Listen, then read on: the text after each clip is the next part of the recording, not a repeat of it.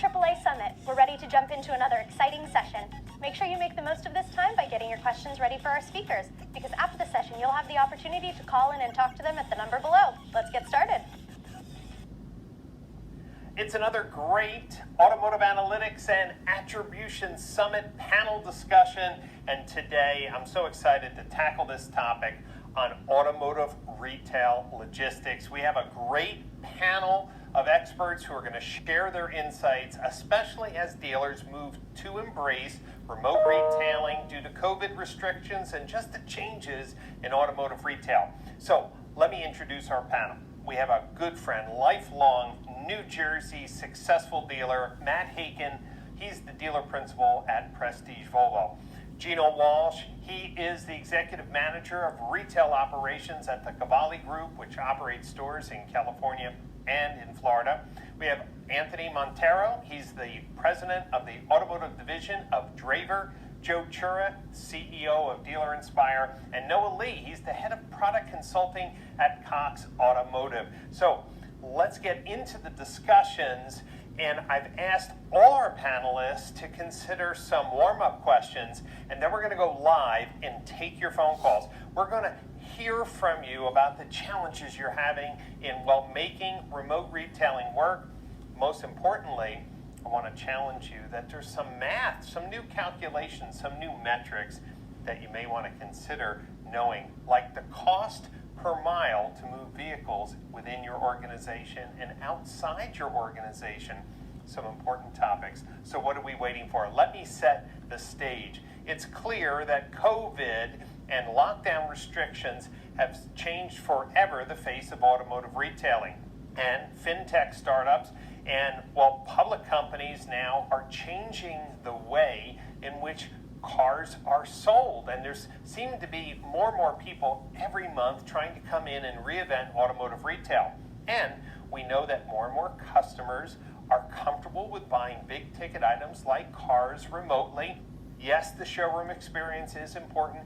Yes, when COVID is solved, more people will come to the showroom, but it will be at a different level of engagement and maybe for a different purpose, and we're going to see a little bit more about that as we talk to our guest today. So the question is how can we reduce the cost of logistics? What services can we offer that will attract more consumers to buy from us or service from us? And the bigger question is can local dealers really recreate that Carvana experience for the consumers who don't want to step foot into an auto dealership's lot? Well, what can dealers do, and is logistics one of the missing pieces to make that happen? So let's start with our first question, and this goes for our dealer guests. During COVID, more dealers started offering home delivery, home test drives, remote retailing. Really was a big experiment, accelerated change in retail. What did you learn from your dealerships about the costs associated with and the logistical challenges of remote retailing? So remote retailing, from a logistics standpoint, especially when it comes to doing demonstrations or deliveries with the customers at home, it's not as much as it's about the cost, it's about the preparation. So if you want to prepare yourself for your deliveries the next day. So a lot of what we were doing was communicating with the customer on a platform, whether it's Microsoft Teams, Zoom, what have you, as far as video conferencing is concerned. You would do the full transaction there, and then you'd have to set up your preparation for next day delivery. So as far as logistics are concerned, you have to put the preparation in. You know, if you have proper preparation, you're going to prevent poor performance. And literally that's what it comes down to. As far as dollars and cents are concerned, you're talking about Ubers back and forth, or you're talking about having your valet or your porter team pick up that customer or pick up that salesperson after they've done a remote delivery or they've done a demonstration remote.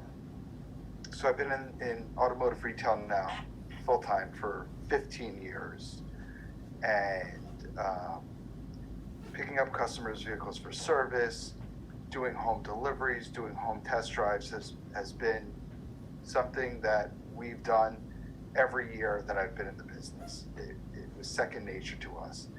And what happened with COVID is it put more pressure on our internal system where for years and years and years, we maybe offered this to 10% of our customers, or let's say we offered it to all our customers, but 10% would say, hey, yeah, I want to do a home test drive. I want you to bring the car to my home or office.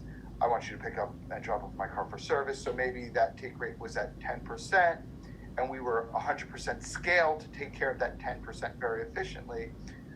During the pandemic, we saw probably 80%, up to 80% of our customer base that said, hey, I want a home test drive or a home delivery. I need pickup and drop off for service. And that put enormous pressure on our system because we didn't have the man capacity to take care of all the demand, especially when we furloughed 80% of our workers. Everybody that was still employed during the height of the pandemic, I mean, they were just maxed out, multitasking, doing everything. So we had a major need for infrastructure. How do we tap into a driver network? How do we outsource this efficiently but not lose our feel, our culture? And that was the major, I would say, problem that we had to solve is how do we get the manpower to take care of this? And, if we looked at hiring people, obviously we had to, deal with the struggles of hiring people and background checks and insurance checks and drug testing. And then you put all this manpower into hiring these people and then they leave you for another opportunity. So that was really the big challenge. And I think by partnering up with a partner like Draver and tapping into that Uber, Lyft driver network, I think it was a major game changer for us, where we could scale all our remote touch points. I remember people used to come up to me, Matt, stop, we're maxed out, you can't schedule any more pickups today, you can't schedule any more drop-offs today. I don't have to worry about that anymore because I could just keep spotting cars, keep picking up cars for service, and we do it in many different ways. And we're experimenting every day, and we're finding things that work and don't work. But again, tapping into that network of drivers was crucial in order for us to deliver what the customer expects, during these times. Hey, thanks for that great feedback. Now let me ask a question that, is more specific to our industry guests. Should dealers build their own logistics network? Is that feasible, or should they be partnering with a third party? Great question, and it's actually, when I think about it, it's probably two parts of that question, right? There's the logistics of route planning and trip planning, and then there's the logistics around who does it, when do they do it, and what other tasks are involved in this vehicle movement, whether it's a home delivery, service pickup and delivery, or maybe it's simply a vehicle swap between my sister's store or a partner dealership where I'm bringing a vehicle out and I'm bringing one back, so it's a key swap. Once you add in a deadhead, right, where there's nothing coming back, so you now added a layer of complexity, and then multiply that out times 5, 10, 15 home deliveries, service pickup and deliveries, lot to lot, whether it's a dealer swap, or maybe even I have to move a car to my recon facility or back. And once those start to build up, then naturally, without a logistics platform, you start to get inefficiencies, right? Because you've got the service team scheduling moves, you've got the sales team scheduling moves, you've got probably maybe parts, or you have a sales guy working with a sales manager and the swap manager. And all of these things don't consider the other move. So there's nothing looking down to say, would it be more efficient for me as a dealership to move this vehicle from A to B, and while I'm already at B, I have another vehicle that has to go in this direction. So just simply move the driver over maybe a mile instead of going back and forth multiple times. And what we see now is massive inefficiencies in vehicle logistics and movement around car dealers. So again, ask the dealer, and we ask the dealer, do you want to be in the logistics business or do you want to be in the car sales business and servicing business? Because we'll help you with the logistics. That's a business that we've built in the model of software that we've built that helps dealers become way more efficient, and they can measure things like they do the other elements of their business, right? They measure internet leads, they measure inbound phone calls, they measure how fast a car goes through service, they measure how long does it take to change the oil in a car. So all of these KPIs that dealers and enterprises measure on a daily basis, they tend not to measure this, because if you ask any dealer today, what's the average cost per mile to move a vehicle from point A to point B in gas and fuel and tolls and personnel costs? And on top of it, who does it? When do they do it? How do they do it? Are there any things that they need to do while they're doing it that can make it much more efficient? And I can assure you that most of them do not track that, because it's just something that hasn't been part of their overall strategy around how they do business. And with this new home delivery, service pickup and delivery kind of blended into the mix, the pressure is on to measure this so that they're not spending additional money and wasting efficiencies of not only a person's time, but the ability to get things done faster because the planning that a logistics platform can bring you. So, my answer is, it was a long answer, but simply find somebody to partner with you like you do other things to help you become better at what you do through software, and partner with a company that solely is dedicated to doing that and understands your business, and can understand how to make what you're doing easier, more efficient, and at the end of the day, more profitable. Well, the answer is that kind of depends. So if you want to do it yourself, it's going to be a higher initial investment. You got to think of yourself as being really, really good at process, because now you're introducing a whole new process into your daily operations. You're having to become really the kind of Amazon of automotive in a nutshell, right? So you got to think about those upfront costs. So you got to invest in your scheduling tools, flatbed trucks to get vehicles to where they need to go, or think about the expense of putting miles on those vehicles, right, to get them to where they need to go. You have to think about the staffing, so paying for a staff of vehicle porters. Think about insurance and maintenance of your delivery vehicles.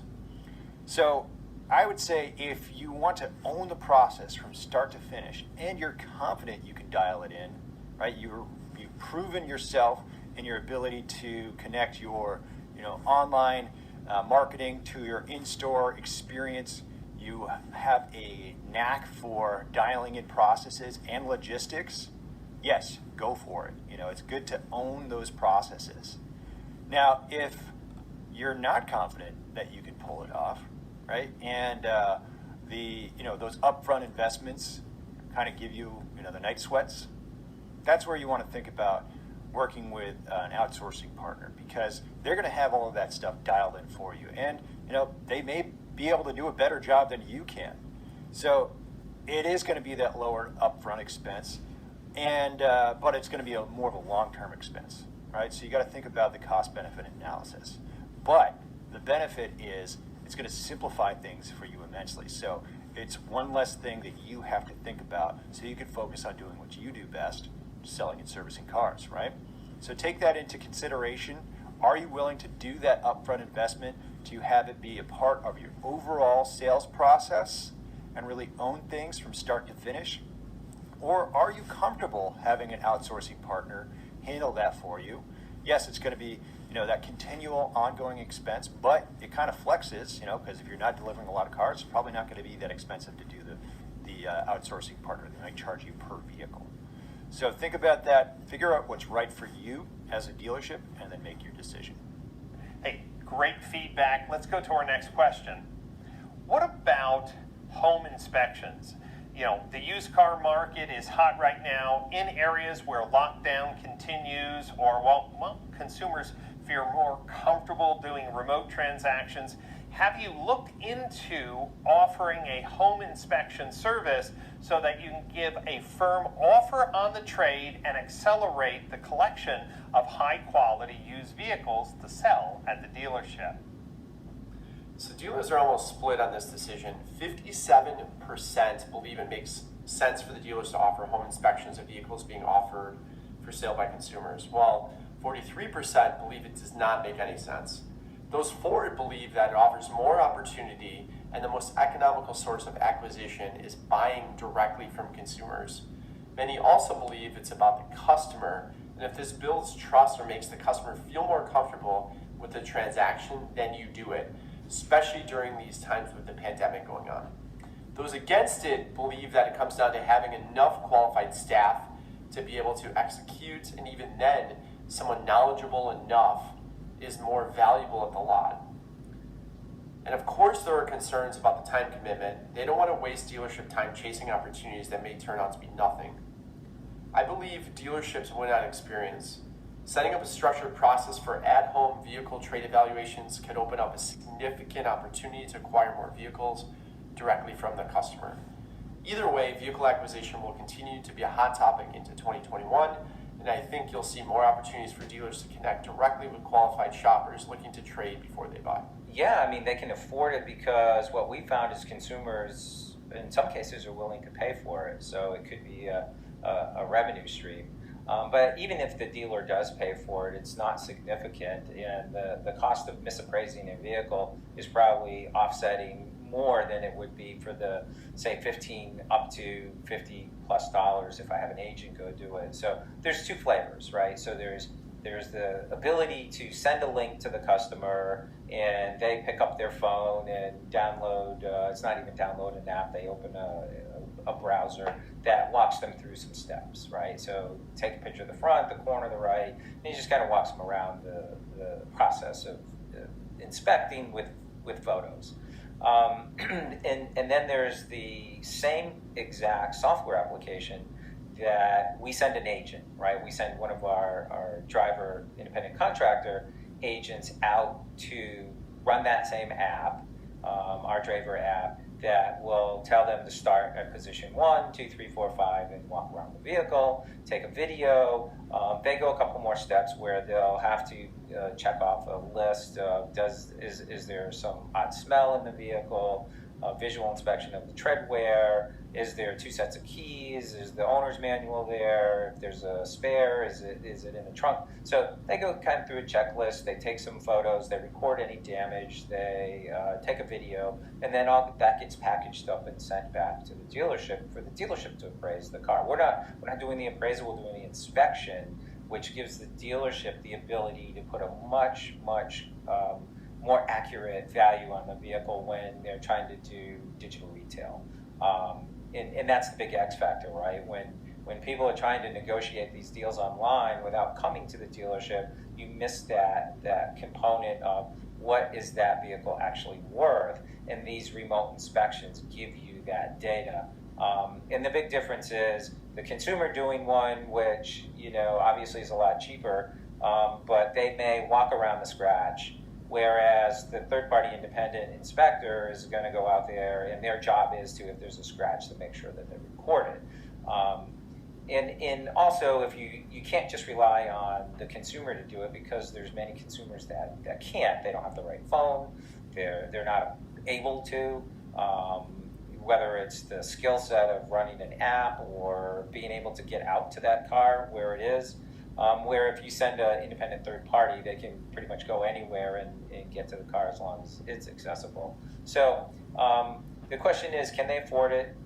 Answer, can they not? But pass the cost on to the customer. In most cases, they'll pay. If they don't, then it's a small investment to cover yourself and mitigate some of that risk of bringing a car in that might not be exactly what it says in the trade evaluation form on your website.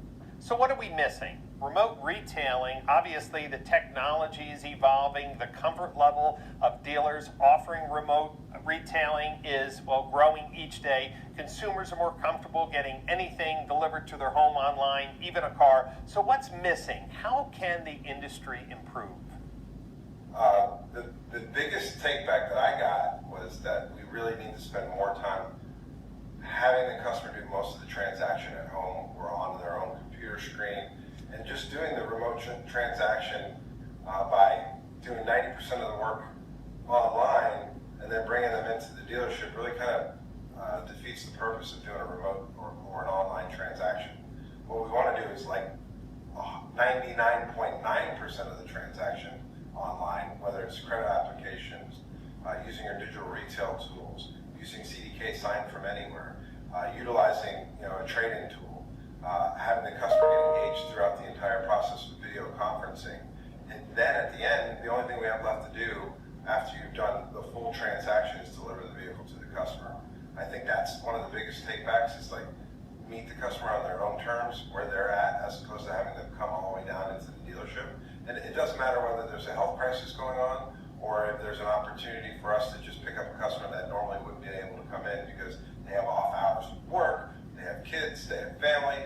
I can go and meet that customer wherever they're at, as opposed to having to drag them into a dealership, which they already have their fear blinders on for, and they're not interested in coming in and having a 4-hour experience. I can make the whole experience online, 30 to 45 minutes, and then deliver the vehicle at their house. One of the most important ways, bar none, is to create a connected experience from online to showroom. Shoppers spend more time shopping and interacting online. They need to have that experience mirrored when they walk into the store, so they don't have to start all over again and hit the reset button. Customers should be able to go as far down the retailing run as they want, and then again walk into the store or even sign some of the paperwork online. Online Shopper, Conversations, and our connected website platform does this very well. Even allows a dealership to send a DocuSign to a customer for an intent to purchase, and allows the customer to pick up where they left off just by using their phone number. They don't even have to create a username and password. So some pretty cool stuff there. I encourage you to check it out. Anytime we talk about changes in retail, disruptors like Tesla or Carvana come up. But are there any roadblocks for a local dealer to develop that Carvana experience, get that message out clearly, that they make it faster and easier, mostly online, to save them time and to give them the convenience of home delivery? What are the challenges for dealers who want to deliver that Carvana experience in their local market? Short answer is yes, absolutely, right? Carvana really built themselves from the ground up to be a totally remote retailer. So they own every step of that process, right? Merchandising their vehicles, their websites, their transport logistics, their financing, etc., right? It's all underneath the Carvana umbrella. They control every step of that process. They also don't have to deal with OEM requirements, so they don't have to worry about compliance, right? And the thing is, Carvana is fully invested in remote retailing. They are not trying to hold on to the old in-person style of selling cars. And dealerships right now are kind of straddling the line because we've been doing things for 100 years, right? The old way, come into the dealership, get the deal done. But now customers are expecting to be able to do the deal their way, and in many cases they want to do it at home.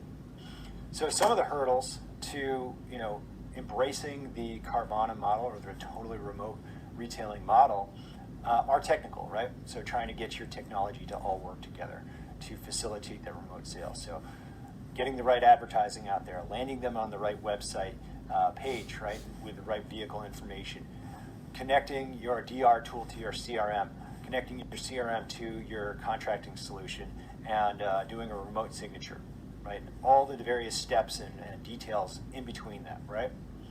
But some of the hurdles are going to be more emotional because dealerships aren't quite ready to, jump all the way into the deep waters of remote retailing. So, for example, right, Carvana, they offer a hard number on trade-ins like Instant Cash Offer does, via KBB. Most dealerships aren't taking advantage of that opportunity to offer hard numbers on trade-ins because they are worried that they might get burned, right? The other thing that Carvana offers that many dealerships don't is a 7-day money-back guarantee. And that's just another way of adding, confidence for your consumer that maybe if they didn't make the right decision, they could get their car back and start from scratch, right? Many dealerships aren't doing that. But, the deck isn't totally stacked in Carvana's favor. Dealerships do have some advantages that they can take advantage of in this environment, right? So they've got the real estate, they've got lots, right, where people can come in and see and touch the vehicles, whenever they'd like, right? They also have local brand awareness. Many dealerships have been around for decades and have that local branding and public trust. They also have sales staff, right? So people who can guide that customer through the sales process and really provide that white glove service that most shoppers are looking for. And they also have access to new inventory.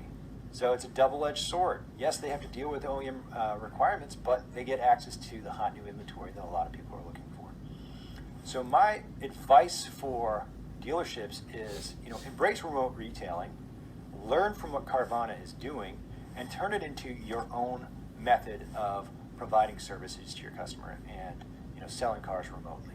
So flex your process to the needs of your consumer. Don't jam them into an existing process because they're not going to be happy. The goal here is to gain a lifelong consumer who's going to keep coming back to your dealership to keep buying their cars. The biggest roadblock for Carvana in your local market is your OEM's website. They have way too many buttons and features on there. We really need to simplify. If you want to get to a full omni-channel experience, a full online retail experience, we've got to really work with the manufacturers and eliminate a lot of the extra buttons and focus in on just doing the transaction on the BDP page or even on the SRP page. That would be the biggest one to take care of. And then obviously you got to look at your state bylaws. Some states won't allow you to do it that way. States like Florida or even California, you can get a little bit further down the road with that transaction, but there are some states that would kind of push back on that transaction. So you got to check at home. I think there's many. Some of them are smaller, some of them are larger. And I believe I spoke to this a little bit earlier in one of the segments, is that I think one of the biggest roadblocks is the dealership not making the full commitment to, I'm going to provide a service to bring a car to your house if you want to test drive it, or go to your house and do a physical inspection so I can appraise your trade and manage the paperwork offline and not require you to come to the dealership. And again, this doesn't have to be a full do it all. It can be a hybrid, right? Where some of your deals are done this way and some of your deals are done conventionally where the customers come in. But, some of the other roadblocks, could be physical. Do I have the staff available to be driving cars back and forth to customers' homes? Do I have the logistics software? We brought that one up earlier, to manage all of these moves, where this one's going, where that one's going, who's doing it, do they have to sign paperwork or not? Also, Carvana built their whole entire business model around this process of bringing a car to the customer's home, taking vehicles in trade remotely, and putting our 10 steps together in a off-premise environment. And they built their whole business around it. So car dealers have not built their business around that. They built it around customers coming to them versus them going to customers. So it's a major shift. And if you look at what they're doing, they're not doing anything that dealers don't do. They sell cars and they only sell used cars.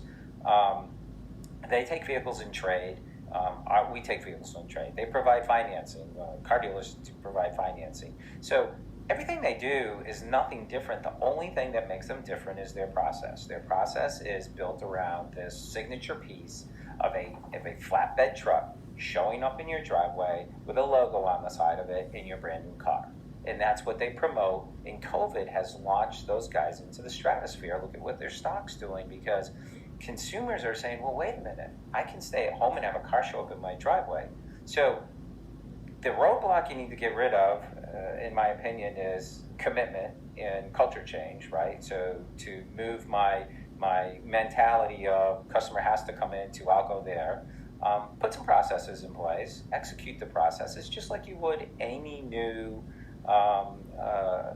software, or if you want to get into the loaner car business or some other thing, you got to put a process in place. And this is just truly an offshoot of what dealers have been doing forever, right? Selling cars, taking vehicles in trade, delivering them. We normally deliver them in the driveway of the dealership, not in the driveway of the customer. And that's really the only difference. So, again, I can remove the roadblocks with companies like Draver and others to provide you the personnel, and you don't need the flatbed. We'll get you the logistics software. And there's other companies that, combined can make this happen real easy. And again, you have to commit to it. They have to do it. And the more dealers that make this happen in a marketplace, I truly believe Carvana will have a hard time in markets where there's multiples of dealerships that are providing this service. And, I think those dealers will bring much more value to the market because of the fact that they can service the customer and they have new cars and all the other things that dealers bring to our community is far more advantageous to a consumer than a Carvana would be. So that's my get rid of the roadblock. Really, it's the dealership providing the roadblock to themselves. Well, it's time for you to speak up. That's right. We want you to use the dial-in, to use the chat, to challenge our guests, to ask them questions. Just raise the bar on this discussion on logistics. Are you currently facing some logistical challenges? Let's hear from you. Have you solved some logistical challenges? I want to hear from you. Do you know what it costs you to move cars internally within your organization, your cost per mile, or to deliver cars out to buyers? We want to hear from you. Let's learn together, and let's bring in our panelists now live and explore this conversation with you about automotive retailing logistics.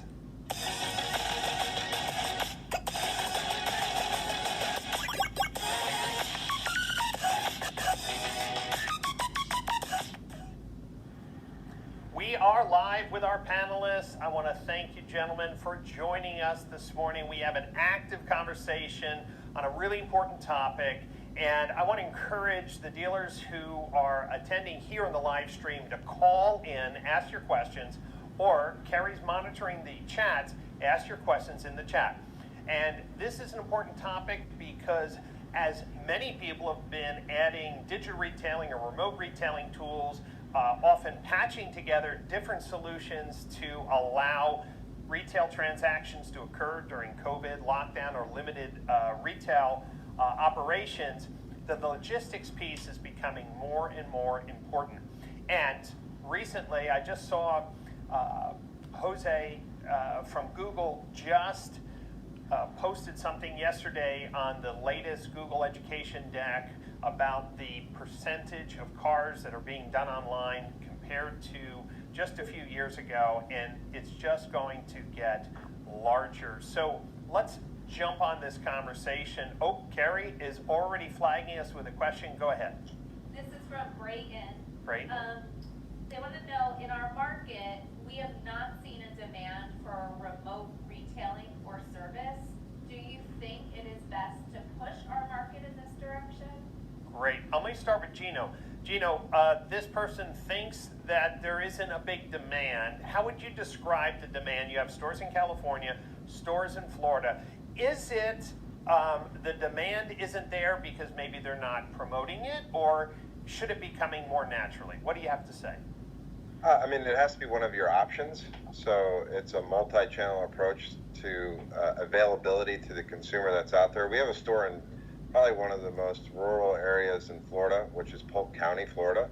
And you don't think synonymous to Tesla, but when we look at some of the market share that's happening in Polk County, Florida, and to see 18% market share with Tesla, which rivals BMW in that market, they're doing similar digital retailing kind of a process, that loyalty process that changes the way that the traditional sense of it is. So you might not know that it's there because you're still talking to the customers that are in your database that like the traditional process, but there might be a group of individuals that are out there that want to see it and would do it in a much greater fashion if it was available as an option. So do you need to force people to do it? No.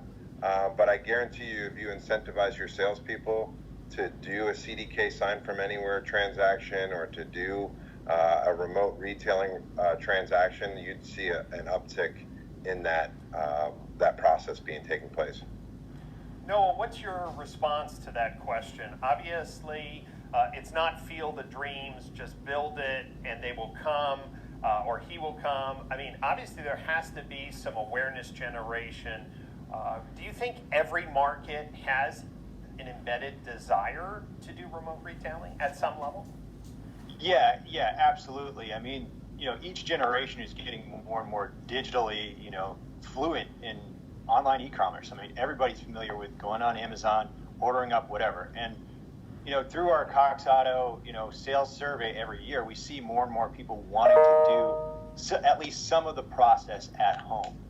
So one thing that I often say to dealerships is you have to be able to flex your process to the needs of your consumer. Don't force them into the way that you do things, right? So don't say, hey, just bring them in, right? Because some people don't want to come in, right? They want to do more of the process at home.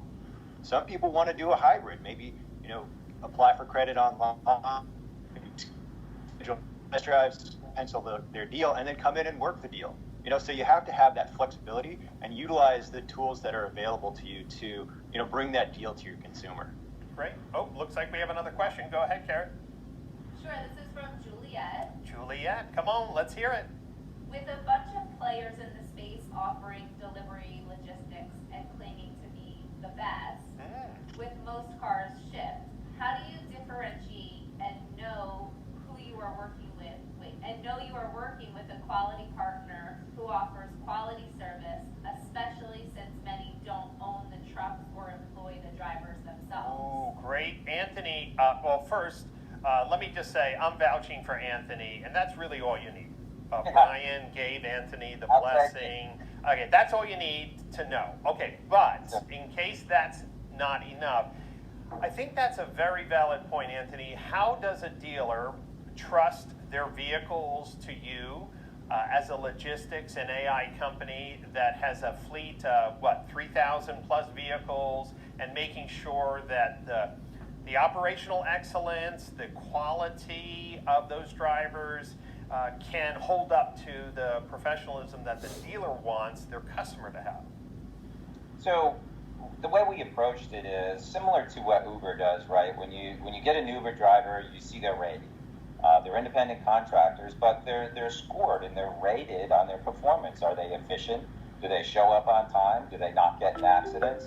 And over time, they build up a rating, and dealers get very comfortable with, I like these 7 drivers in my market, and they have the ability to order the job directly to one of those drivers, or they can let it go out to the pool. And if at any time those drivers don't perform, the dealer has the ability to go in there and rate them poorly. And not only that, we have a button called ban. So if that driver is non-performing, they just click the ban button, and no longer does that dealership or our customer, any enterprise, that driver can't get a job anymore. We insure all the trips. So from the time that driver steps into a vehicle, hold on 1 second. Caller, just hold on 1 second. We'll get to your question. Just hold for a second. Go ahead, Anthony. Yeah, so we insure the trip, so we want to make sure that driver is reliable and high quality and has all their credentials in place, whether it's a CDL license or whatever the criteria is. We make sure of that because it gets onto our insurance, and we're taking that risk on away from the dealer. Great. Okay, we have a caller. This is Brian. Who am I speaking with? Joe Turner, Town and Country Ford in Louisville, Kentucky. All right, Joe, what's your question for our panel? What are some of the best practices that you guys have seen for the dealers that you've used to educate your customers about the digital retail process? Because I think that seems to be the biggest challenge, is letting them know what's available. Yep, that's for sure. So thank you, Joe. Gino, Cavalli Group has done a lot of work with video. How are you educating your local markets that Cavalli offers a new remote way to buy a car? Well, I didn't hear one of the questions. So that your question is, how do we educate our? Yeah. So, excuse me. I keep on forgetting that you guys can't hear the caller. So Joe Turner asked, one of the biggest challenges that he has is, how do we educate the local consumers that this is available? He said, because just putting it on the website isn't going to do it. Just putting it on the website. So we use a company called CarFilm app that we're using pretty extensively, and it gives us some amazing data.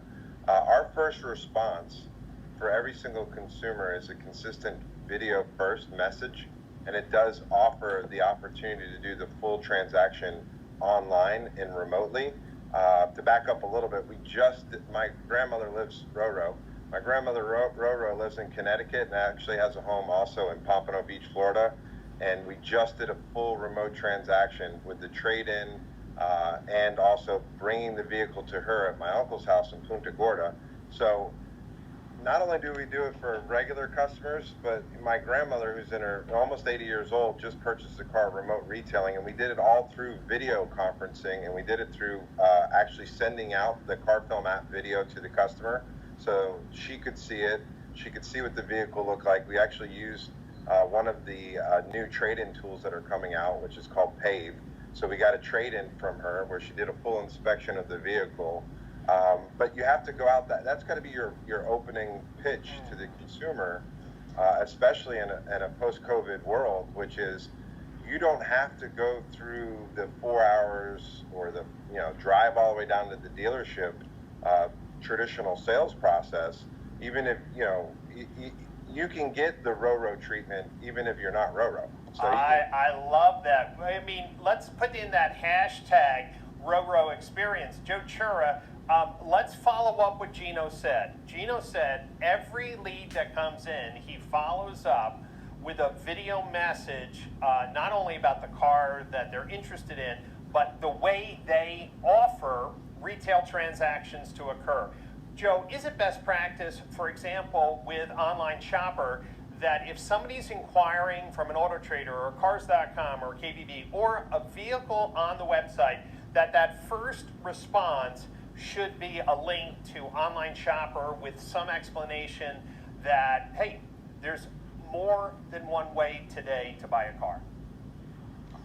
Yeah, I definitely would agree with that. Today, the way Online Shopper works is obviously anyone that's engaging with the Online Shopper tool gets automated emails, responses, pushes the consumer back through that funnel. But one thing we're doing through Automatic, and kind of entryway into our CRM, which Katie talked about last night, is any lead coming in from any third party is going to get ingested into Automatic and send an automated email to that consumer or text, driving them right to Online Shopper.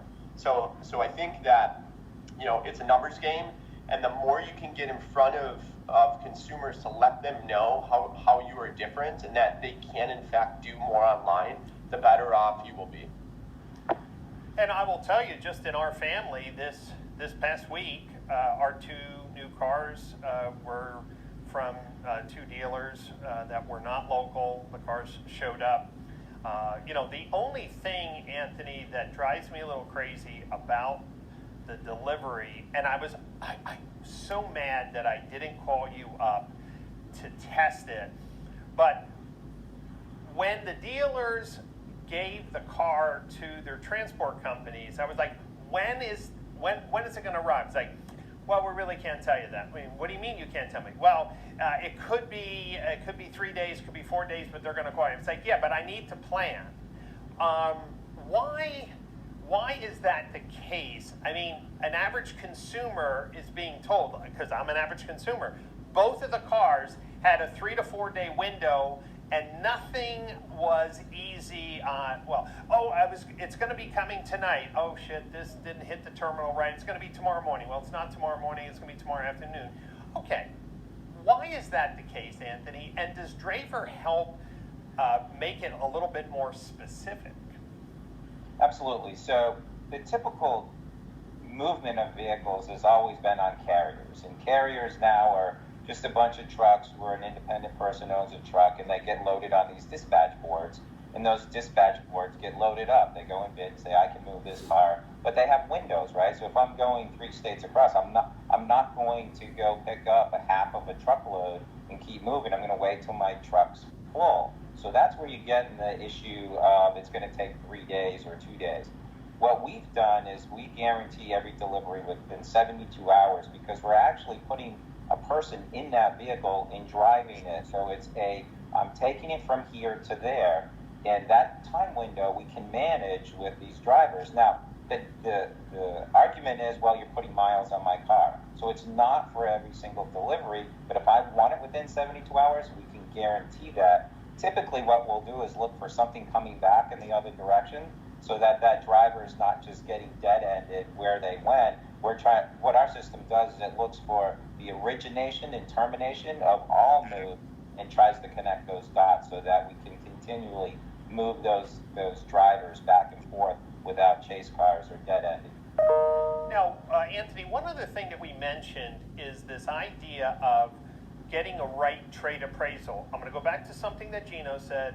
Gino said you're using a new trade-in tool. What's it called? PAVE, did you say? Yeah, it's called PAVE. It's a personal assisted vehicle evaluation, and they're using some AI technology that's picking up, you send it to the consumer and they'll take their smartphone and they'll go around the entire vehicle, and it actually picks up any of the blemishes or any of the issues that are right or wrong with the vehicle, and gives you kind of a exterior condition report, right? So you're going to be 90% effective with evaluating that vehicle, but it also gets the consumer engaged as they're going through the tires and the back end, so that when they do get that third-party evaluation, that it isn't just based upon them going to a website and plopping in their VIN number and getting the excellent number.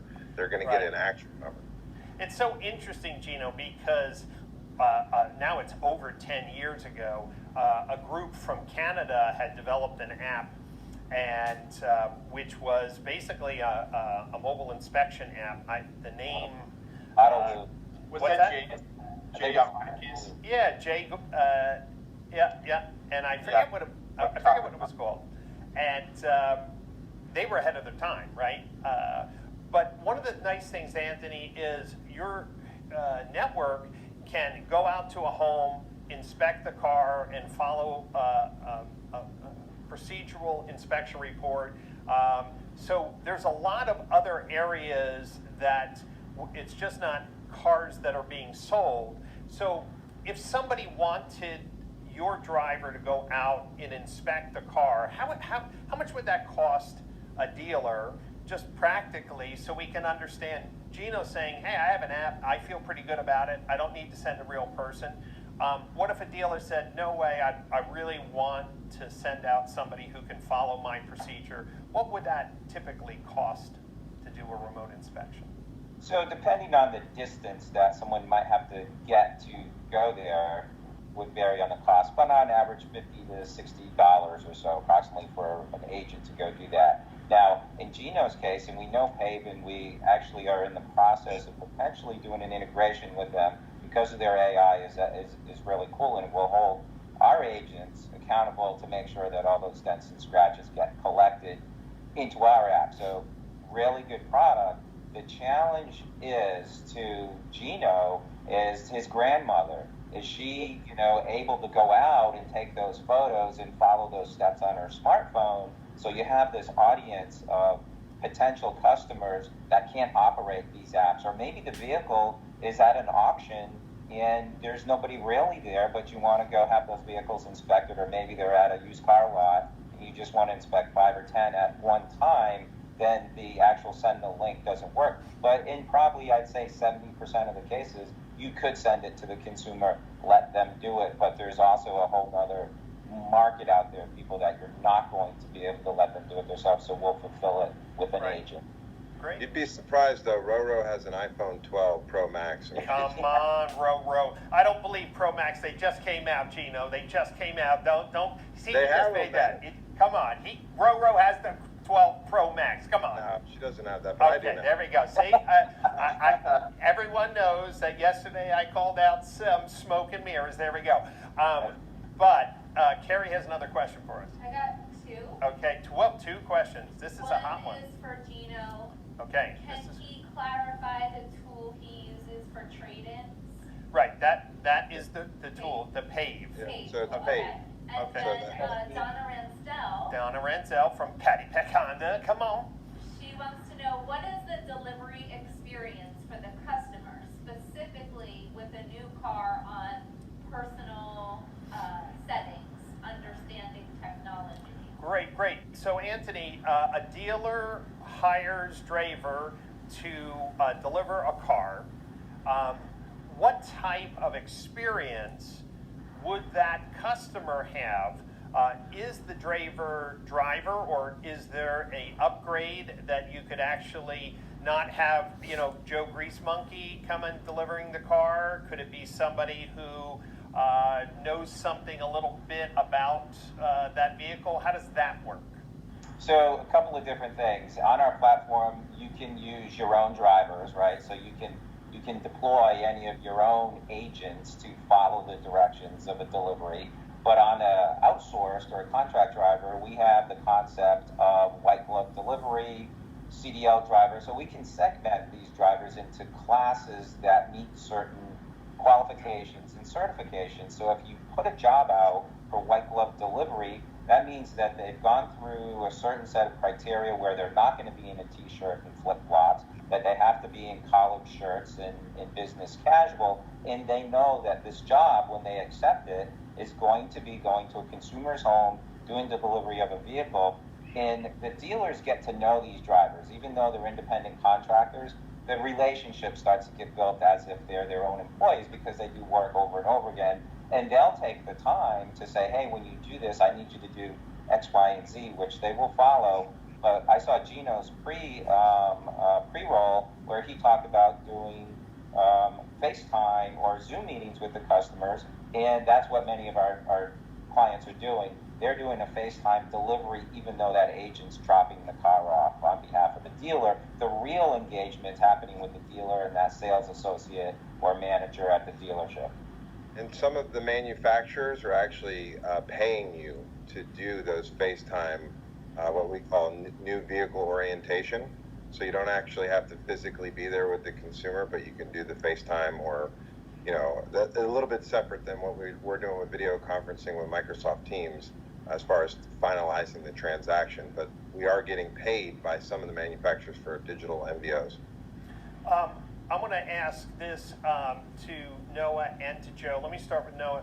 Noah, obviously Cox has a digital retailing platform, and it seems to me the integration of logistics is really the next step, right? I think phase one of digital retailing is the price right? Phase two, as Gino mentioned, let's get the signatures and contracting right, which is not a simple feat. And then the actual logistics, that's what we're talking about.